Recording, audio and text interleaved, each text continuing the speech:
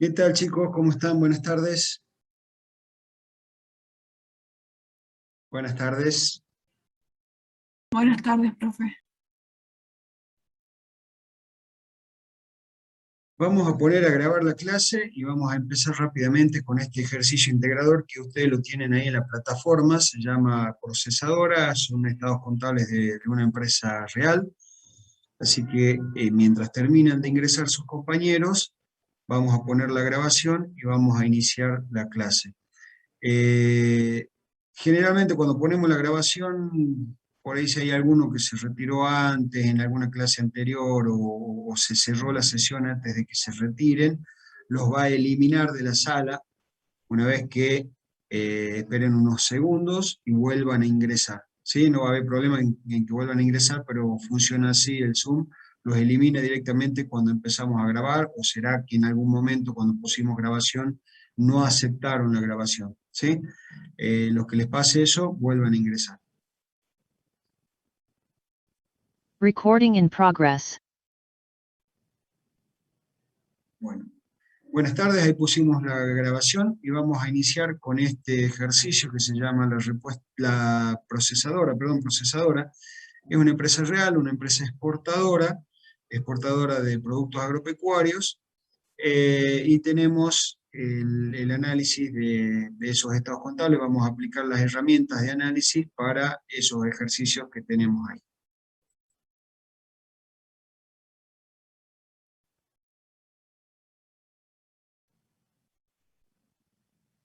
Vamos a leer rápidamente el enunciado. Se ve ahí lo que estoy proyectando, se ve, perdón, la pantalla compartida. Sí, profe, se ve. Bueno, usted ha sido contratado por su cliente a los fines de analizar los estados contables de la procesadora. Hay alguien que dice que no me escucha, el resto me escucha bien. Sí, sí estoy hablando, no sé, Álvarez, Rafaela. Sí se le escucha, profe. Perfecto, entonces avísenle a su compañera si tienen algún chat o algo, que es el problema de ella.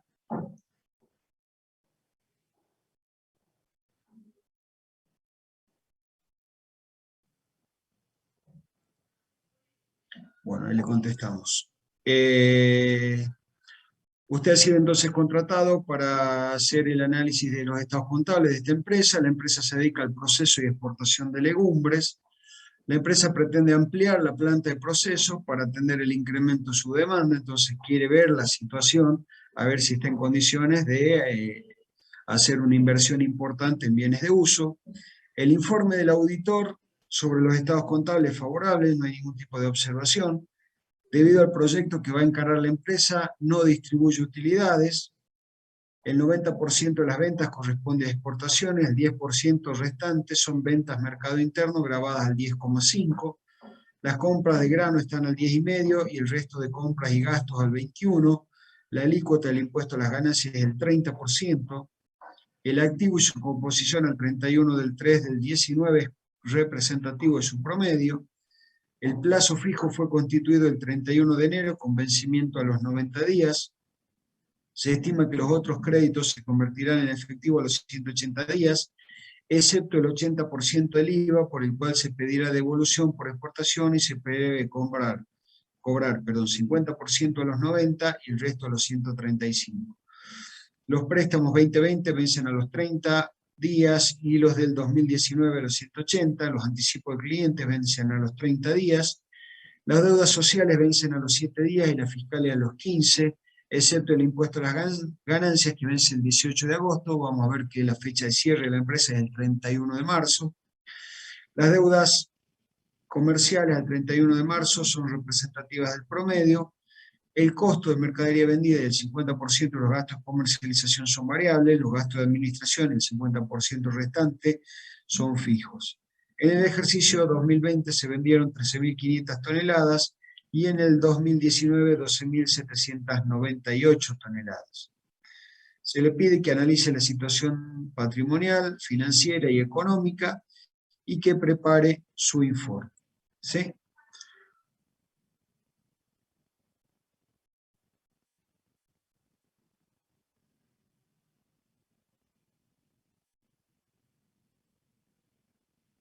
Ustedes tienen, no sé si se alcanza a ver, Sí se ve, profe. bueno.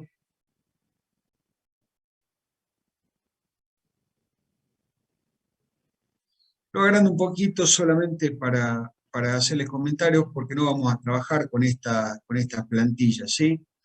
Fíjense, todas estas hojas que están, que yo le estoy marcando acá abajo, no sé si ven el cursor, está situación patrimonial, resultado, evolución de patrimonio neto, F, bienes de uso, créditos por venta, perdón, anexo de costo de venta, anexo de gastos, las notas y las notas de composición de los rubros, es lo que formaría parte del enunciado de nuestro ejercicio, ¿sí? Si yo les tendría que dar el enunciado del ejercicio, le tendría que dar estos cuadros y le tendría que dar esa hoja en Word que acabamos de leer, ¿está?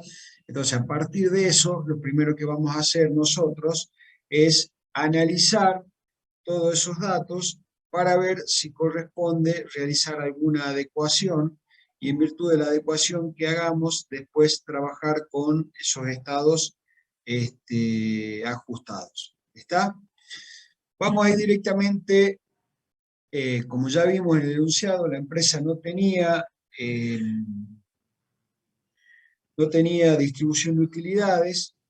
Vamos a ver el estado de evolución del patrimonio neto, si es que hay alguna distribución de utilidades del ejercicio 2019, y no tenemos distribución de utilidades en el ejercicio 2019.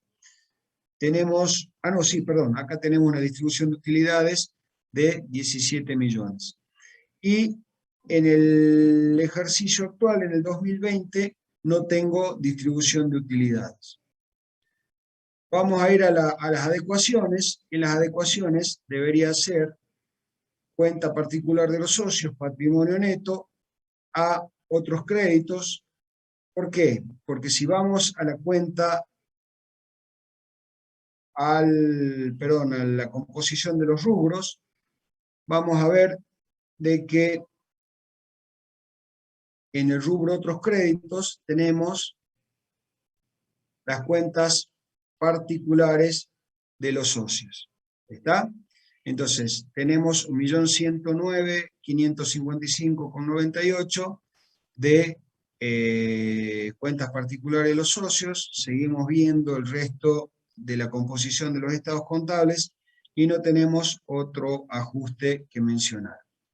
Entonces vamos a adecuar la cuenta particular de los socios, disminuye patrimonio neto, los resultados no asignados, y disminuye los otros créditos por 1.109.555,98. Esto va a ser en el año 2000 finalizado, el 31/3/2020.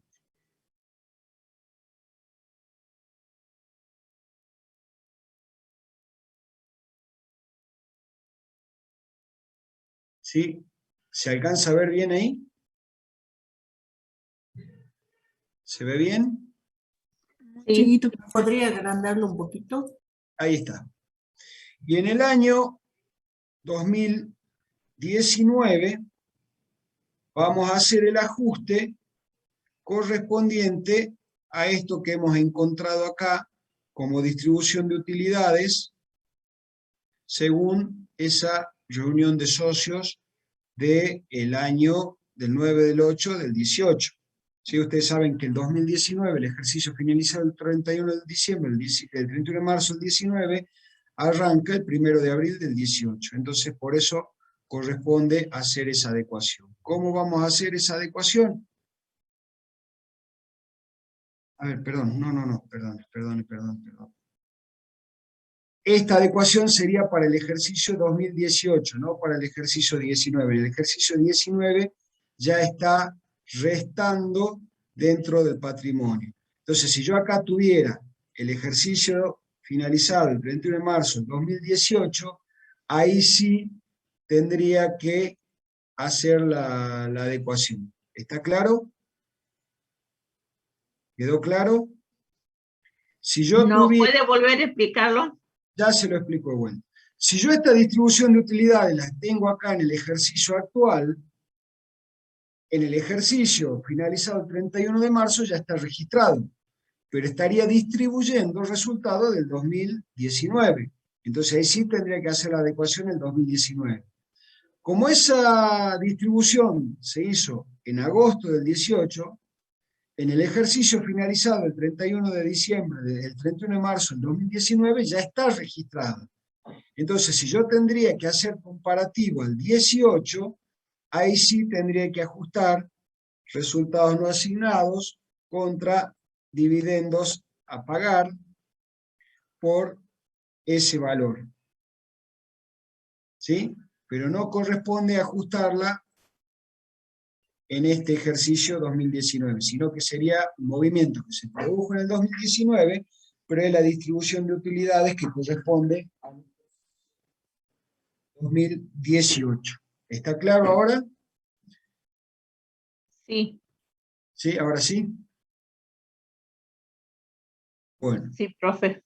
Entonces, la única adecuación que hacemos es esta en el 2020, que va a afectar la cuenta particular, es decir, disminuye otros créditos, si ustedes ven acá en la fórmula, en la barra de fórmula está restado, y disminuye otros créditos y disminuye patrimonio neto. Si vamos al patrimonio neto, vemos que también está restando esa adecuación. ¿Sí? Si comparamos el patrimonio neto, fíjense, 240 menos 1 millón, les está quedando 239.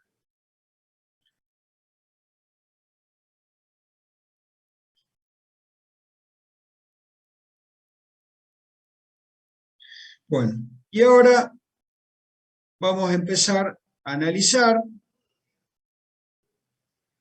estos estados contables.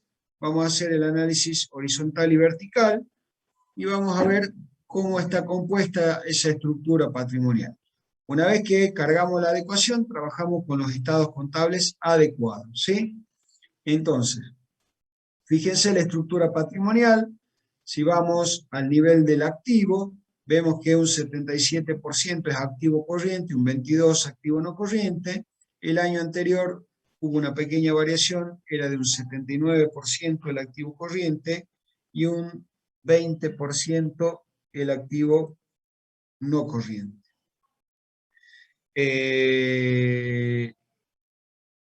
Una vez que hemos calculado esta estructura, podemos hacer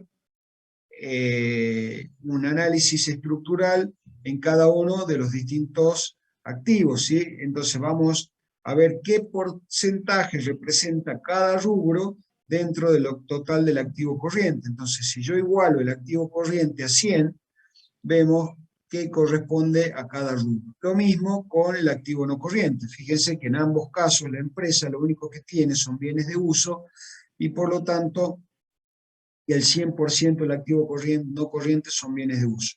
En cuanto a el activo corriente, fíjense que hay un pequeño cambio en la composición y eso está dado en virtud de la participación que ocupan los créditos por venta, los otros créditos y los bienes de cambio. Créditos por venta, otros créditos y bienes de cambio.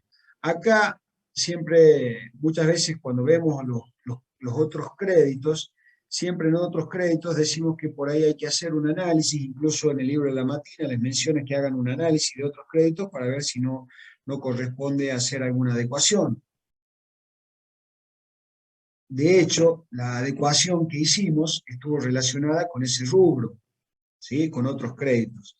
Entonces, hay que analizar qué contiene ese rubro otros créditos. Vamos a ir un ratito a los efectos de que vayan teniendo datos para poder emitir algún tipo de opinión o emitir el informe, porque ustedes dicen, se modificó la estructura y lo que tenía en créditos por venta pasó a estar en bienes de cambio y en otros créditos. Entonces, que esté en bienes de cambio estaría bien porque yo después lo vendo y lo cobro.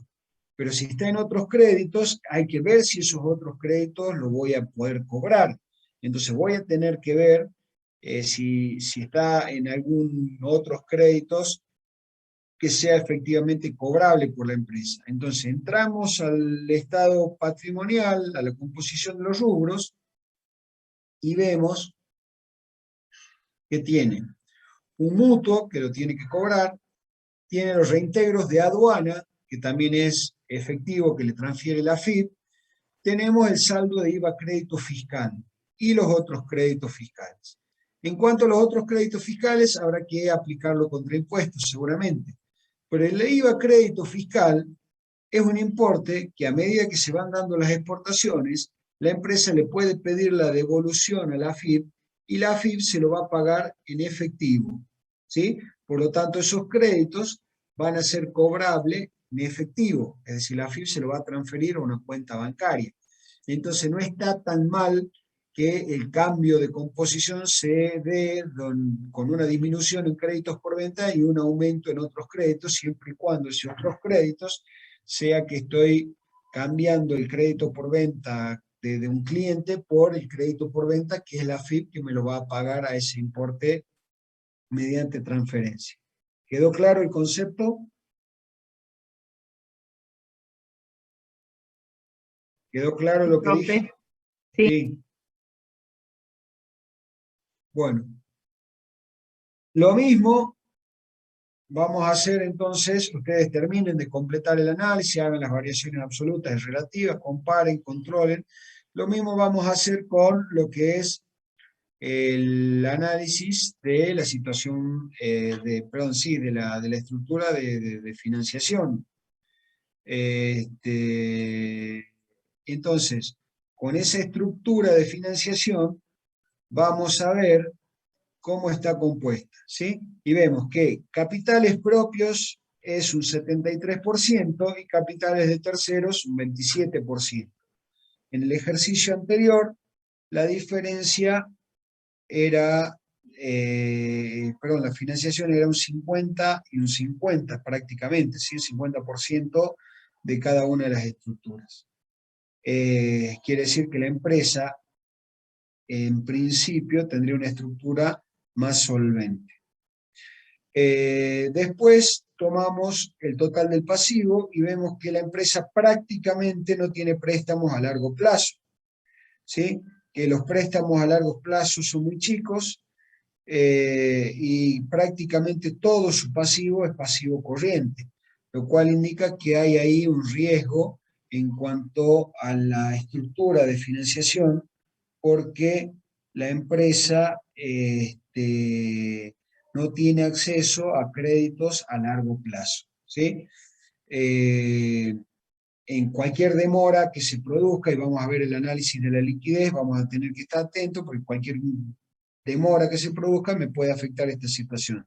Sobre todo si la empresa lo que nos está planteando es que hagamos el análisis para ver si va a poder hacer frente a un incremento en la capacidad de planta. Entonces va a necesitar invertir en bienes de uso. Y si necesita invertir en bienes de uso, ¿cómo lo va a financiar? Lo debería financiar con capitales de largo plazo. ¿Se entiende? ¿Se entendió hasta acá? Sí. ¿Una sola persona entiende el resto? Sí, se entendió. Sí, se entiende. Bueno, Sí. Entendido. vamos a ver el pasivo como el tercer nivel de análisis. Vamos a ver cómo está compuesto ese pasivo.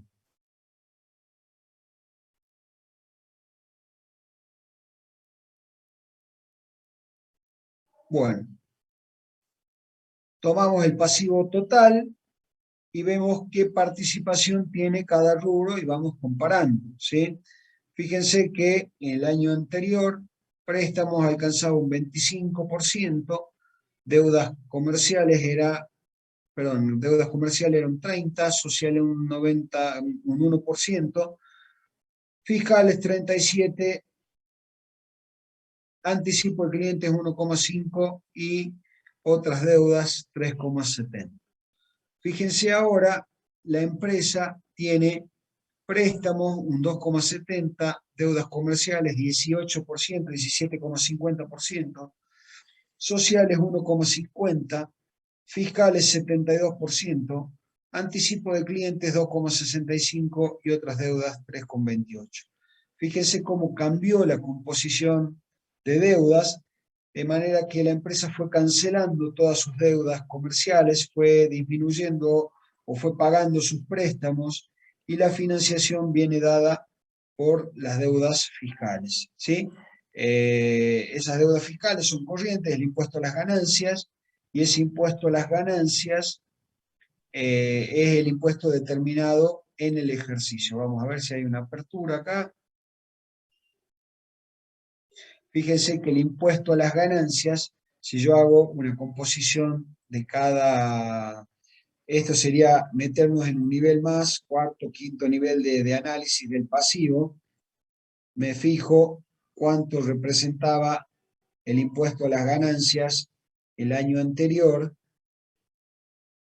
y vemos cuánto representa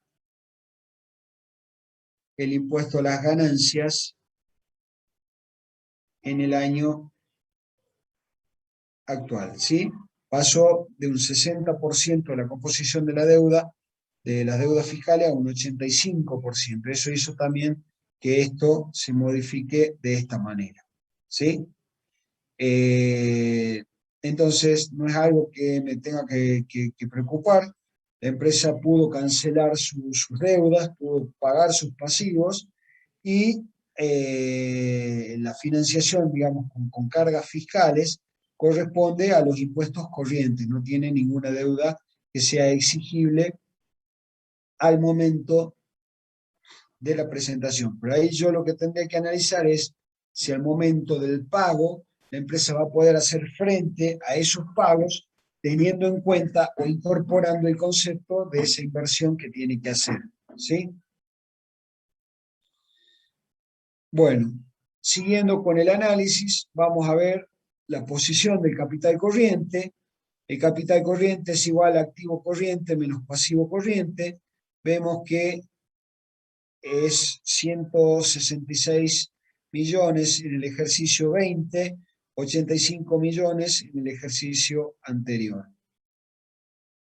Hay un incremento de un 95, casi un 100%. La liquidez corriente, 2,90 y 1,61. Vamos a ver si tengo un exceso de liquidez en este caso, si estoy con una buena liquidez, como indicaría el valor en este otro caso del 2019. La liquidez ácida me sigue dando alta, 2,26 y 1,37, y la liquidez seca un 10, 0,10 y 0,5. Estos índices de autofinanciación son índices de cobertura que nosotros analizamos.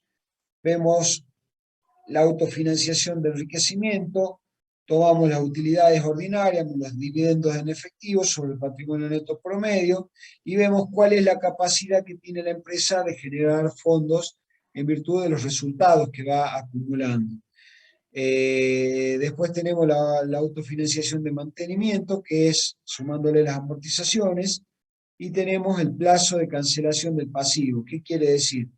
En virtud de la utilidad que genera la empresa y la política de distribución de utilidades que tiene, en cuánto tiempo va a cancelar su pasivo, ¿sí?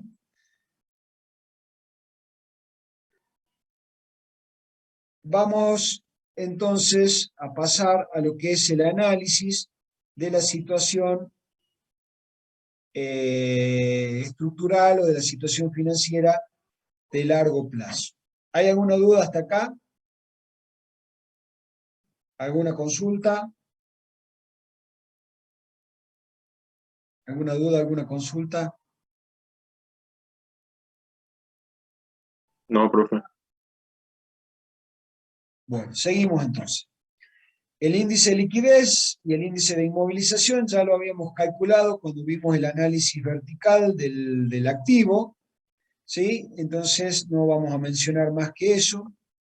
La financiación de la inmovilización, vemos cómo está financiado el pasivo corriente, y en este caso puntual los bienes de uso.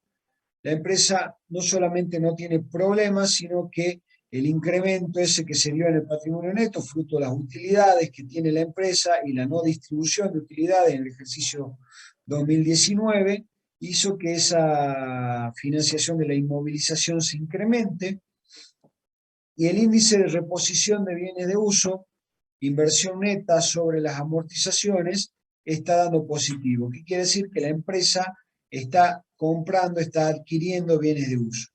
Inversión neta es altas menos bajas. Tomo las altas menos las bajas. 20.248.000 dividido 7.887.000, que es la amortización del ejercicio de los bienes de uso. ¿Se entiende? Sí, profe. Bueno. Después que analizamos estos índices, vamos a los índices donde ya vemos la estructura de financiación, y ahí donde mezclamos un poco con el endeudamiento y la solvencia total, lo que es la estructura de inversión y financiación. La solvencia, vemos que la empresa pasa de 0,98 a 2,70. Esto ya lo habíamos visto cuando habíamos analizado la estructura, que decíamos que de un 50 y 50 que tenía la empresa pasó a un 27 y a un 73, y que esto nos iba a dar un incremento en ese índice de solvencia. Acá lo estamos viendo claramente. Quiere decir que nosotros ya antes de sacar las herramientas, antes de calcular las herramientas, ya podemos ir tomando algún tipo de, no de decisión, sino que ya podemos ir vislumbrando cómo van a dar esos índices, cómo va a ser el resultado de esas herramientas, ¿sí? El endeudamiento, por lo tanto, cae de 1,02 a 0,37. La solvencia total, es decir, si yo tomo activo sobre pasivo, tengo un incremento de 1,98 a 3,70, y lo mismo si yo tomo, no lo hemos calculado acá, el endeudamiento total también generaría una caída. Y la solvencia depurada es el patrimonio neto no distribuible. Fíjense que acá, si yo tomo la solvencia depurada, ahí la empresa no es tan solvente, ¿sí? Porque los aportes de los socios fueron por única vez, y todo el resto es acumulación de resultados. Pero esos resultados acumulados son susceptibles de ser distribuidos, ¿sí? No tienen una asignación directa, ¿sí? Fíjense, el total del patrimonio neto, si del total del patrimonio neto yo le saco los resultados, casi un 88% del patrimonio son los resultados. Entonces, ese índice me está quedando, digamos, como un llamado de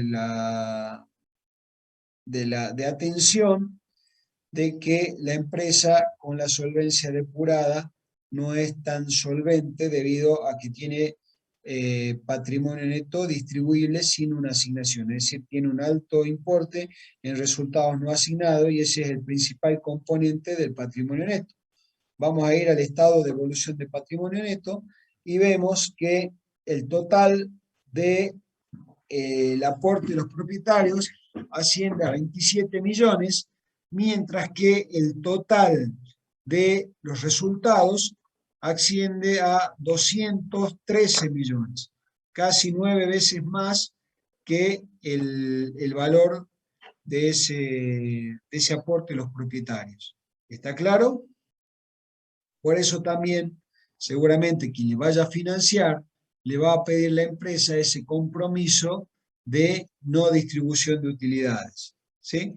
Si bien son casos que están armados, que si bien son datos de una empresa real, yo le voy tirando algunas observaciones para que vayan incorporando conceptos de la realidad a lo que es este análisis. No se queden solamente con la parte numérica, sino que vayan viendo, en el caso de que ustedes tengan que trabajar en un banco, cuál sería el análisis crediticio que tendrían que darle a esa empresa, si es que su banco va a ser la entidad financiera que les va a financiar la compra de esa máquina. Y si son usuarios internos de la empresa, para que vean cómo están gestionando, cómo están manejando y qué es lo que corresponde presentar y si no aconsejarían que la empresa haga una capitalización de acciones, pero una capitalización de resultados. ¿Está claro?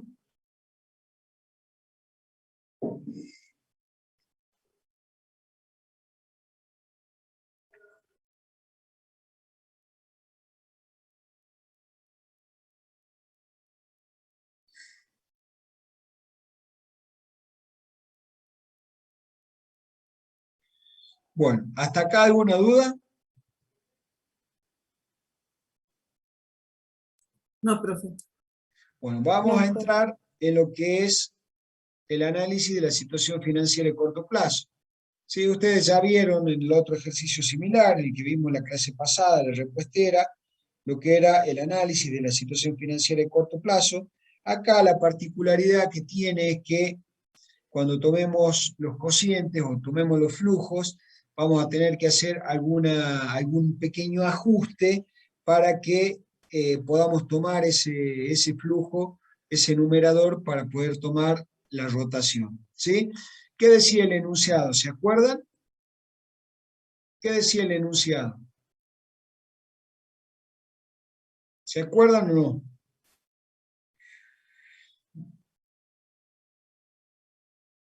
¿Se acuerdan qué decía el enunciado?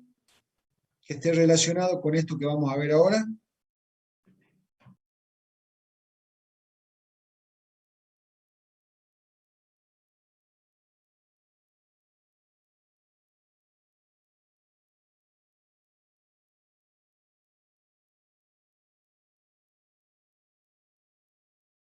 ¿Se acuerdan o no?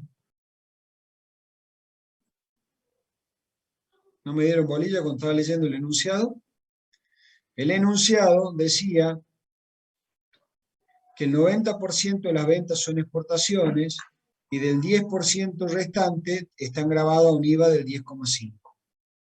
Entonces, cuando vamos a armar el flujo, primero tenemos que tomar los créditos más las previsiones. En esos créditos más previsiones,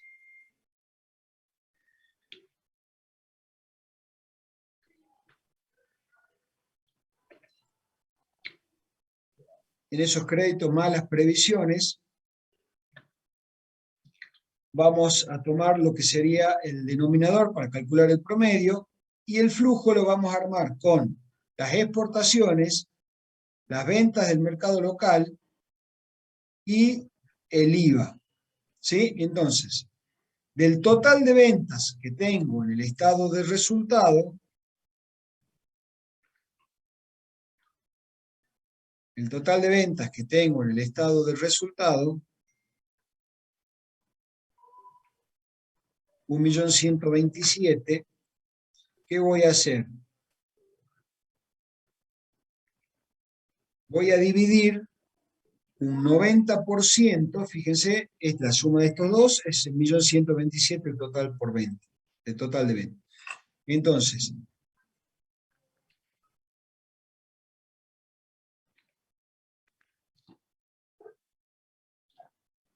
voy a tomar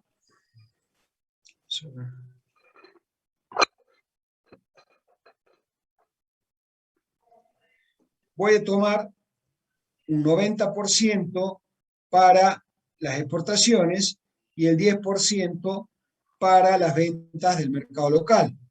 ¿Sí? ¿Por qué? Porque las exportaciones no llevan IVA. Entonces, acá tengo que descomponer y tomarle el IVA solamente a las ventas. ¿Se entiende por qué hice eso? ¿Puede volver a explicar, por favor? Bueno, tomamos el total de ventas. ¿Qué decía el enunciado?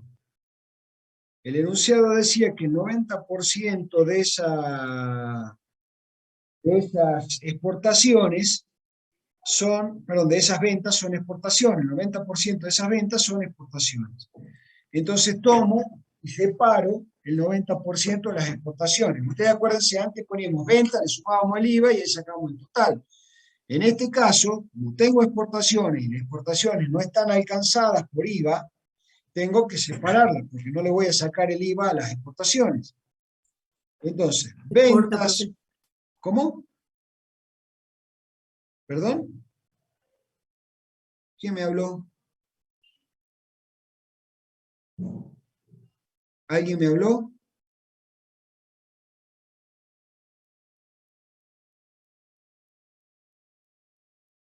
¿Alguien me habló? ¿Me repite, por favor? Quedó un momento en silencio. Quedé en silencio, debe ser la conexión de internet. Bueno, yo tengo el total de ventas. Si ustedes le dirían que hay ventas exentas, harían exactamente lo mismo. Yo sé que las exportaciones no llevan IVA, por eso las considero como exentas de IVA.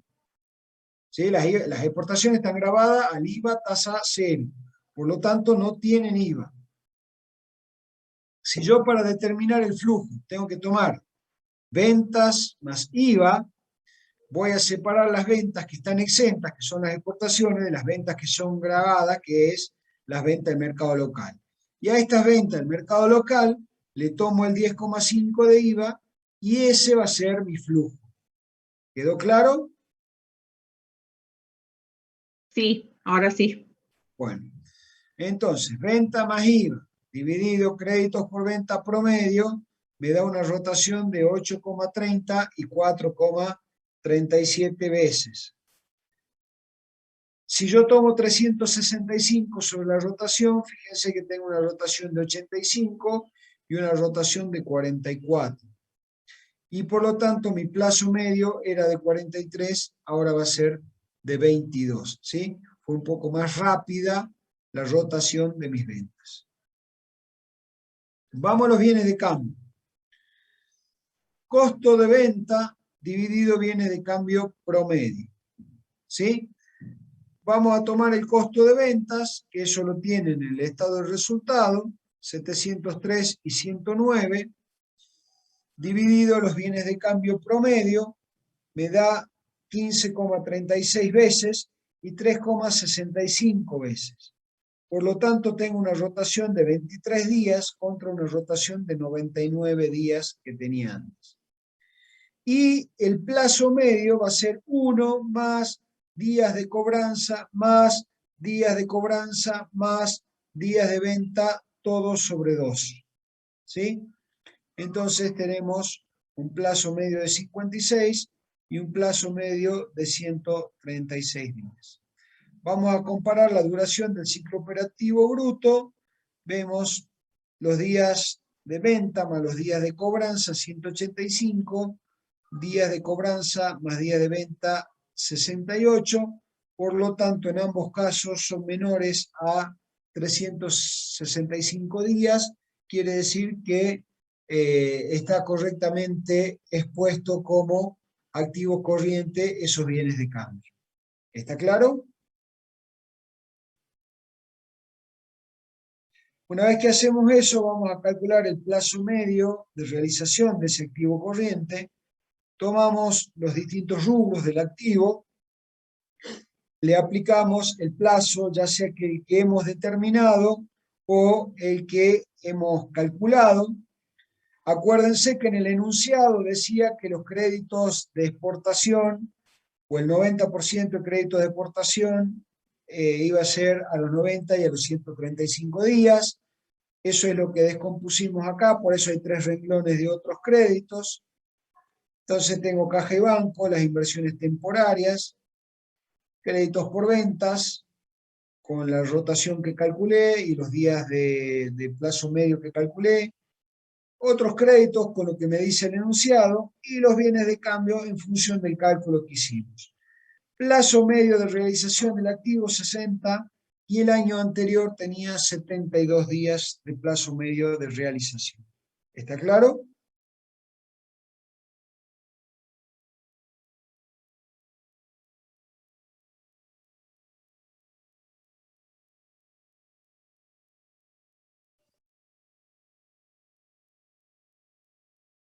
¿Alguna duda hasta ahí?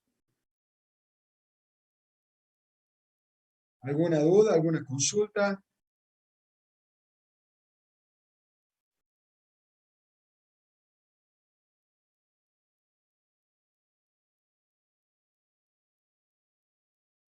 ¿Dudas?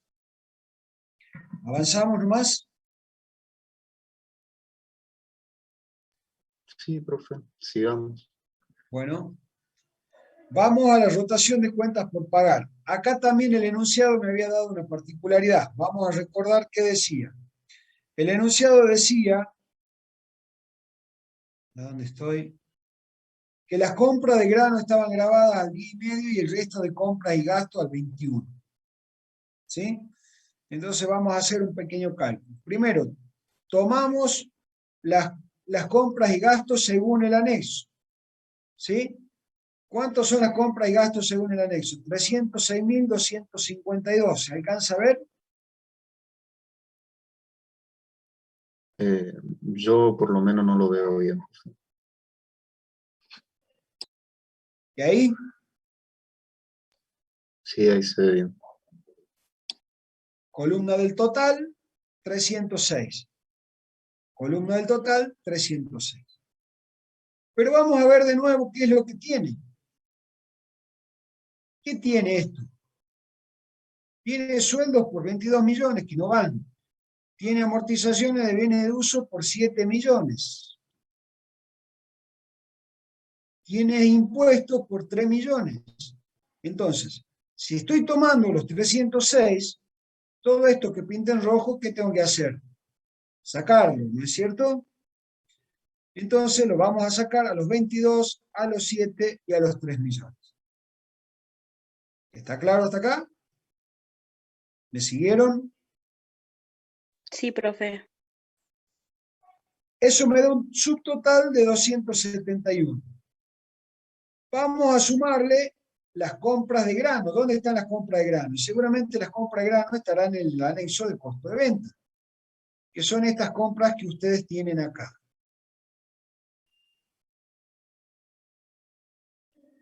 ¿Sí? ¿Se ve bien?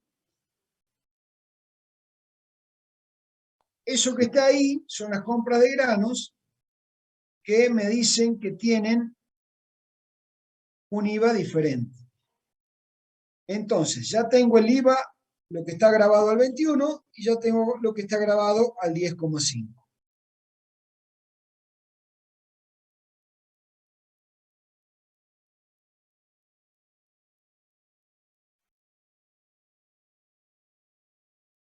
¿Está claro? Entonces, IVA sobre compras, el 21% de los 271, IVA sobre compra de granos, 10,5% sobre 670. Y este es el total de compra más gastos más IVA. ¿Se entendió todo lo que hice?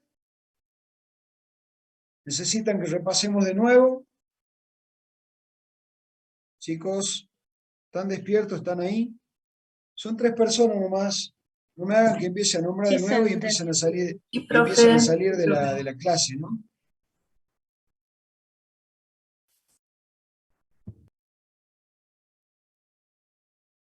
¿Se entendió?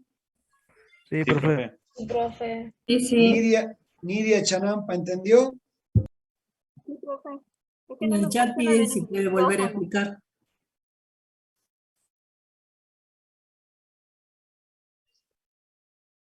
Campero, sí. ¿Cuál es la parte que no entendió?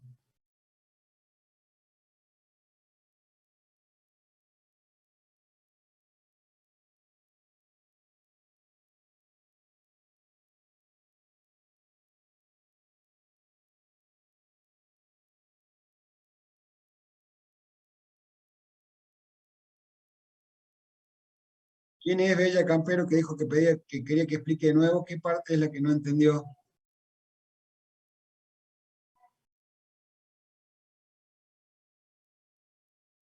¿Cuál es la parte que no se entendió? ¿Está ahí? A ver, si yo los estoy persiguiendo, estoy preguntando uno por uno, es por el bien de ustedes. No me sirve de nada que se conecten a la clase y no participen. Profe, en la parte que dijo de depurar los gastos, ahí se me cortó, no sé si podría repetir. Bueno, vamos de nuevo. total de compras y gastos. ¿Sí? Vamos a armar nuestro flujo. O voy sumando concepto por concepto, que ya lo expliqué en la clase anterior, o tomamos el total y vamos restando todo lo que no corresponde con proveedores. Entonces, total de otras compras y gastos. Vamos al anexo y les mostré que la columna del total del anexo tenía los 306 millones. ¿Sí? Pero estos 306 millones, ¿qué tienen? Tiene sueldos, tiene amortizaciones, tiene, perdón, marqué lugar y teléfono y debería haber marcado, ¿cómo será que están atentos que no me corrigieron? Debería haber marcado impuestos, tasas y contribuciones. ¿Sí? Entonces, vamos a armar nuestro flujo, compras y gastos 306, le resto los sueldos, le resto las amortizaciones, le resto los impuestos. Eso me da un subtotal de 270. ¿Qué decía el enunciado? Que las compras y gastos estaban grabadas al 21 y las compras de granos, que era la materia prima, estaba grabada al 10,5. ¿De dónde voy a sacar la compra de granos? Del anexo del costo de ventas. Entonces voy al anexo de costo de venta y veo que tengo compra de granos 670 millones, que es lo que tengo puesto acá. Ya tengo separado lo que está grabado al 21, tengo separado lo que está grabado al 10,5. Multiplico o calculo la tasa del 21 sobre 270, calculo la tasa del 10,5 sobre los, calculo la tasa del 21 sobre los 271 millones y calculo la tasa de 10,5 de los 670 millones. Sumo todo, 271 más 670 más 57 más 70, y ese es el flujo con el que yo voy a calcular la rotación. ¿Ahora se entendió? ¿Quedó más claro? Sí, profe, quedó claro, gracias. Nada. Bueno, eso que he determinado ahí lo voy a dividir por el saldo promedio de compras, de cuentas por pagar. ¿Sí? Eso me da una rotación de 9 veces y de 26,63 veces. Fíjense que me había aumentado la rotación en los bienes de cambio y me había aumentado la rotación en los créditos por venta, es decir, estaba un poco más rápido, había menos días de plazo. Lo mismo está pasando con los cuentas por pagar, con el pasivo, que paso de 40 a 14. ¿Sí? Eso también me está mostrando la disminución de saldo, que dice que yo pagué más cantidad de veces, fui pagando. Entonces, como tengo menos días acumulados, eso hizo que al haber una rotación más rápida, tenga un menor saldo. Los plazos medios, 20 días y 7 días. Y vamos a armar entonces el plazo de exigibilidad medio del pasivo corriente. Lo que ya tenía por enunciado, préstamos, deudas sociales, deudas fiscales, el impuesto a las ganancias, que está separado de las deudas fiscales porque tenía otro vencimiento, los anticipos de cliente y otras deudas, todo que estaba en el enunciado. Y para las deudas comerciales tomamos los 7 días que calculé acá y los 20 días que calculé acá. ¿Está claro? Eso me da 97 y 64 días. Si yo voy a la liquidez corriente necesaria, vemos que en el ejercicio 19,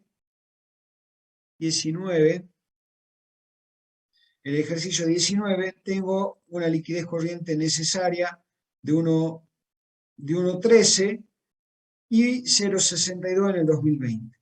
¿Qué quiere decir? Que me está dando una relación de liquidez corriente sobre liquidez corriente necesaria de 4,70 y de 1,42.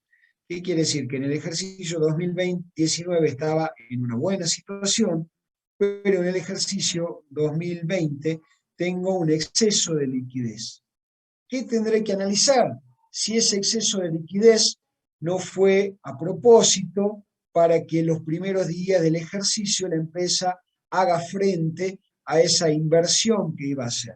¿Sí? Entonces, tengo un exceso de liquidez. ¿Qué le puedo decir a la empresa? No tenés que dejar liquidez excesiva para que no estés perdiendo por el efecto de la inflación, y si no estuviéramos en un contexto inflacionario, por el efecto de que estás perdiendo, de no ganar en una alternativa más rentable, ¿sí? Podrías haber incrementado el plazo fijo o podrías haber dejado otro tipo de rentabilidad o de otro tipo de inversión que te genere alguna rentabilidad o una colocación que te genere alguna rentabilidad, ¿sí? Entonces habría que analizar bien esa situación a los efectos de poder tomar alguna medida correctiva y que la empresa no tenga este exceso de liquidez para que no esté perdiendo por inmovilizar. ¿Quedó claro? Obviamente, pónganlo en el contexto de que la empresa necesita adquirir maquinaria. ¿Sí? ¿Alguna duda hasta acá?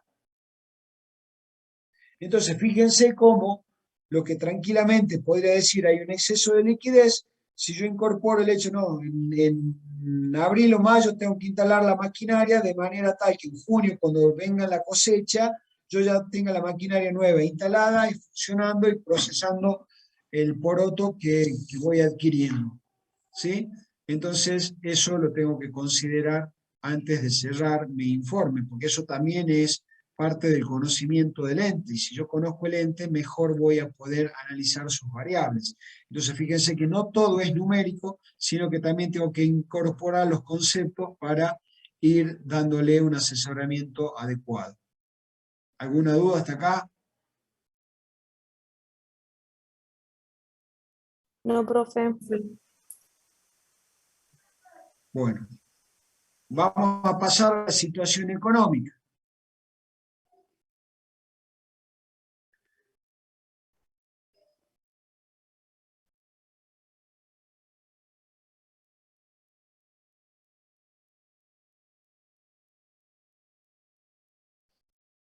Vamos a ver.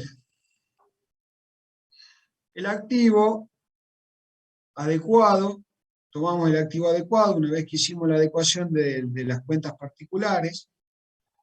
No tengo actividad secundaria. El pasivo adecuado, no había adecuación. Y el patrimonio neto adecuado tenía la adecuación relacionada con esa adecuación que corría en el activo, ¿sí? Ordeno mi estado de resultado, hago mi análisis horizontal y vertical del estado del resultado para que ustedes tengan una primera aproximación, una primera herramienta de análisis. Una vez que tengo esto, ¿qué voy a hacer? Voy a calcular mi punto de equilibrio. Punto de equilibrio lo vamos a calcular en virtud de los datos que teníamos en el enunciado. Teníamos la cantidad de unidades vendidas. Si yo divido las ventas en la cantidad de unidades, ahí me están dando los precios de ventas y los costos unitarios de venta. Si yo tomo esos datos, voy a ver por qué se produjo el incremento o disminución de la utilidad bruta. Ya vimos o ya habíamos visto en la clase pasada esto del efecto de la variación en las ventas, por el efecto de la cantidad, por el efecto de precio y por la variación combinada. Para ver la variación en cantidad, tengo el precio del primer momento menos la diferencia de cantidades. Para ver la variación de precio, tomo las cantidades del primer momento menos la diferencia de precios, y la combinada es la diferencia de cantidad por la diferencia de precio. Eso me da una variación en las ventas de 495.828.990. Hacemos lo mismo para la variación del costo, nos da este valor, y la diferencia es la variación de la utilidad bruta, que ahí lo estamos explicando. ¿Qué quiere decir? Que la utilidad bruta varió por el efecto de cantidades, 14 millones, por el efecto de la variación del precio en 138 millones, y la variación combinada 7 millones. ¿Qué quiere decir? Que lo que afectó acá, lo que más importante se dio, es la variación del precio. Poniéndolo en contexto, es una empresa exportadora. En ese periodo hubo devaluación del tipo de cambio. Entonces, ese incremento en el precio puede estar explicado prácticamente por esa diferencia de cotización. ¿Se entendió?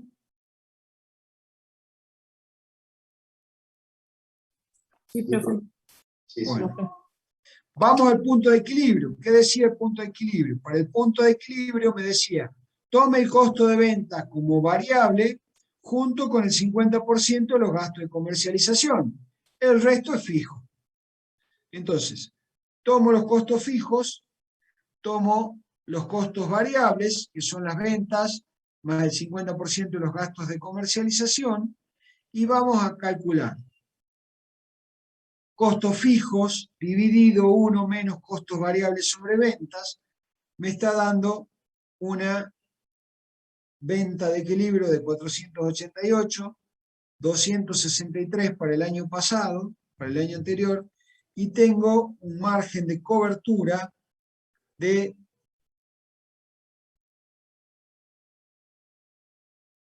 638 y de 367 millones. Quiere decir que la empresa está muy por encima del punto de equilibrio.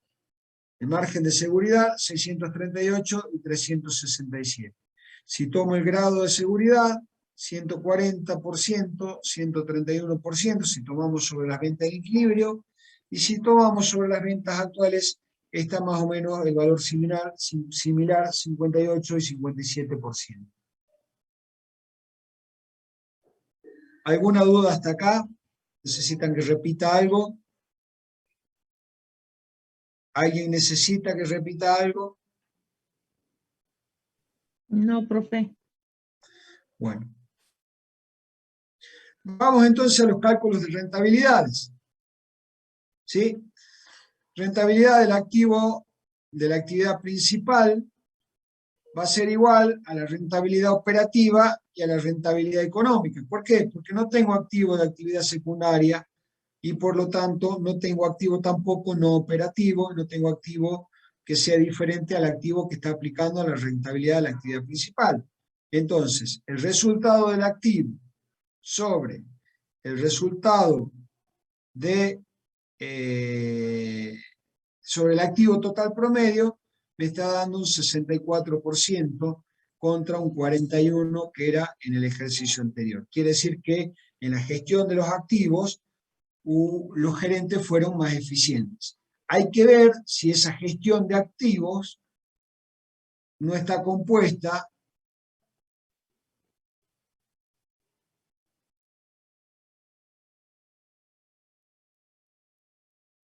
por resultados financieros generados por activo.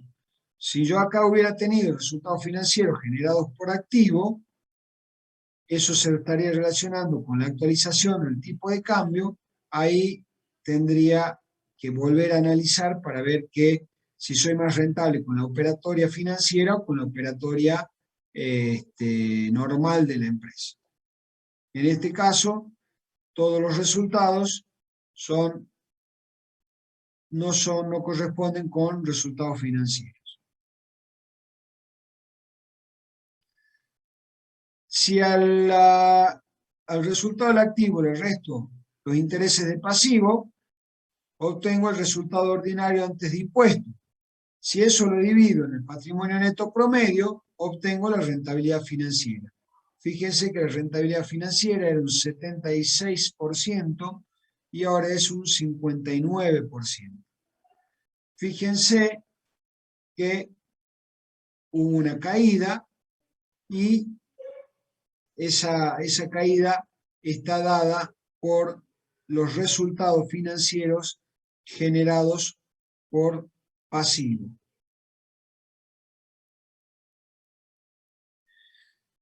Si tomamos la rentabilidad financiera neta, es decir, después de impuestos, y la rentabilidad del patrimonio, es exactamente la misma, 47% y 38,29%. Si ustedes tienen el dato este y el dato este, ¿cómo será el efecto palanca?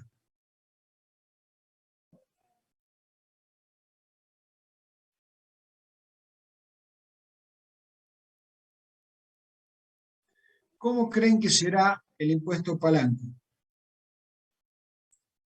menor a 1. En ambos casos, No, en el 2019 era mayor a 1. En el 2020 bajó. fíjense entonces, en el 2019 hubiera sido positivo y en este ejercicio hubiera sido desfavorable. ¿Sí? Favorable y desfavorable. Porque la rentabilidad financiera es menor. Entonces voy a tener que analizar la tasa del costo del pasivo, porque esa tasa del costo del pasivo está siendo muy elevada. Entonces, si yo voy a tener que gestionar una compra de una maquinaria, tengo que ver cómo la voy a financiar, porque estoy viendo de que la empresa no tiene acceso a un crédito que sea más barato que su tasa de rentabilidad. ¿Está? Entonces ese es otro dato que es importante para el informe que ustedes tienen que redactar. Entonces, si van a aconsejar, tienen que ver qué le van a aconsejar a esa empresa para que haga esa inversión. ¿Sí? Acá estamos confirmando lo que dice. Fíjense, la tasa del costo del pasivo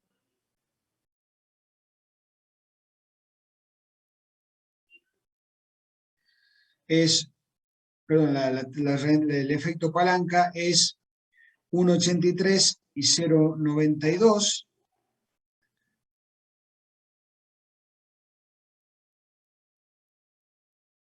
Y algo acá que no está cerrando bien.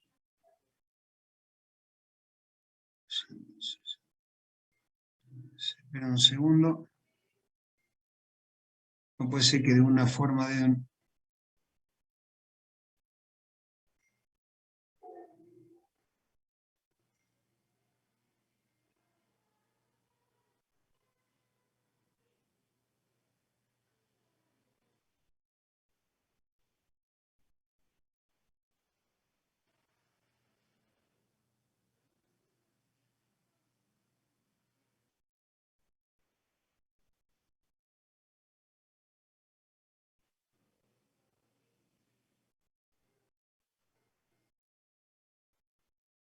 Esperen un segundo, por favor. Pues está tomada una referencia que no... 284. 140 tendría que ser.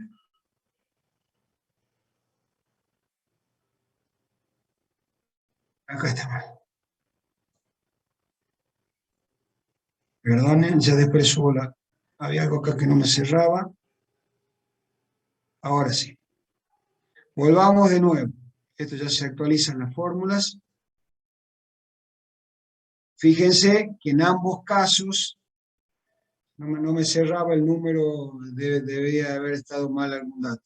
Fíjense que en ambos casos, entonces, la rentabilidad financiera es mayor, por lo tanto, el efecto palanca es positivo en ambos casos. ¿Está claro? Si vamos al cálculo del efecto palanca con la otra fórmula, vemos que la tasa de costo del pasivo es el 36%, la rentabilidad económica habíamos visto que era un 64%, por lo tanto, con la otra fórmula también sigue siendo positivo ese efecto palanca. ¿Quedó claro? Estaban mal los números, profe, por eso nos daban Sí, distintos sí, resultados. estaba mal acá referenciado. Acá estaba puesto el estado de situación patrimonial. Háganlo ustedes, tienen el Excel ahí abierto. Háganlo ustedes, tomen en vez de tomar, estaba arrastrando la fórmula del estado de situación patrimonial del ejercicio actual, cuando debería haber tomado acá la del ejercicio anterior. ¿Sí? Y ahí cambia el promedio y por lo tanto ahí cambia ambos resultados. ¿Está? Bien.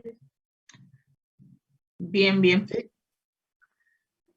Yo igual ahora termino la clase y les reemplazo el archivo y se lo sumo. Bueno, eso en cuanto a al efecto palanca. Vamos a aplicar la fórmula de Dupont, que ya ustedes están cancheros con eso, ya la saben aplicar. tengo margen 18%, rotación 2,23 veces, el margen se mantuvo y lo que aumentó fue la rotación de la empresa, por eso generó más utilidad. ¿Está claro? Fíjense, Sí. la rentabilidad cayó un poquito, pero tengo mucho más, tengo un incremento en la rotación.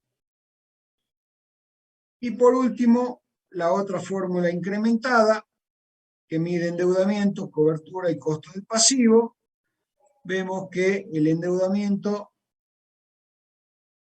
es 3,50. No, perdón, acá estamos, esto es, me parece que está mal puesto los encabezados. 118 sobre 33. Este es 118, que es el resultado.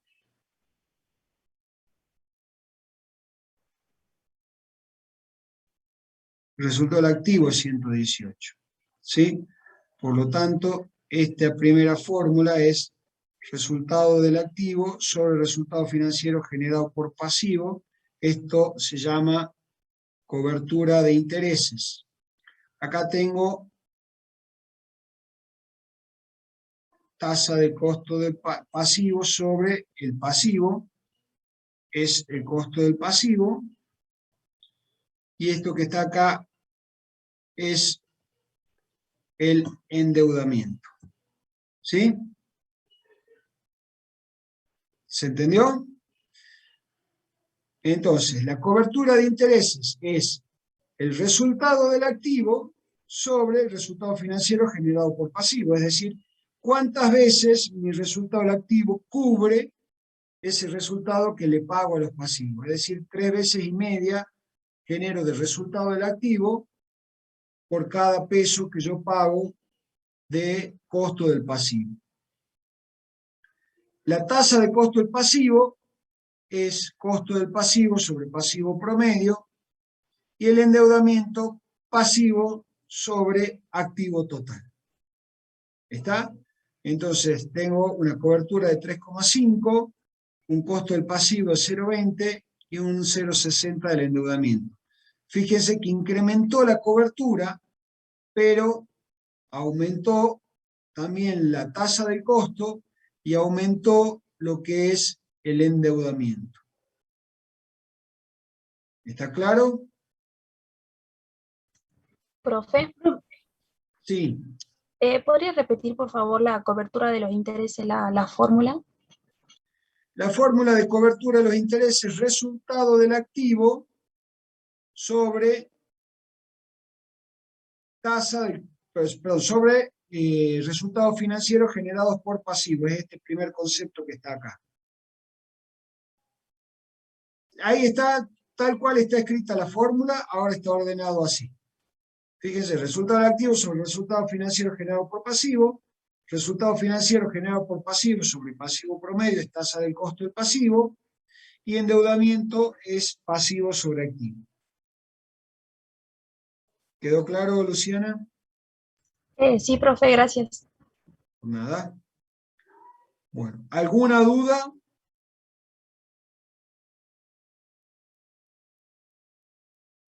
No por ahora. Bueno, si tienen alguna duda después me escriben a la plataforma y yo les contesto. No sé quién fue, si fue de esta comisión o la otra, la persona que me escribió, y le contesté ahí las dudas que tenía. Así que los que mandan las dudas saben que respondemos. Bien, profe. Gracias. Muy bien. Si no hay más dudas, entonces nos vemos el día jueves, que vamos a ver ejercicios sobre estados proyectados. La teoría de estados proyectados la va a dar la contadora Mariel el día miércoles, así que por favor no falten para que no tengamos duda después en la resolución de los ejercicios. Bueno, profe. Hasta luego. Gracias. Muy bien, muchas gracias a ustedes. Hasta luego. Chao, profe, gracias. Chao, profe, luego. hasta Profe, hasta luego. luego. Nos Hasta vemos el luego. jueves. Chao, profe. Chao, hasta luego. Recording stopped.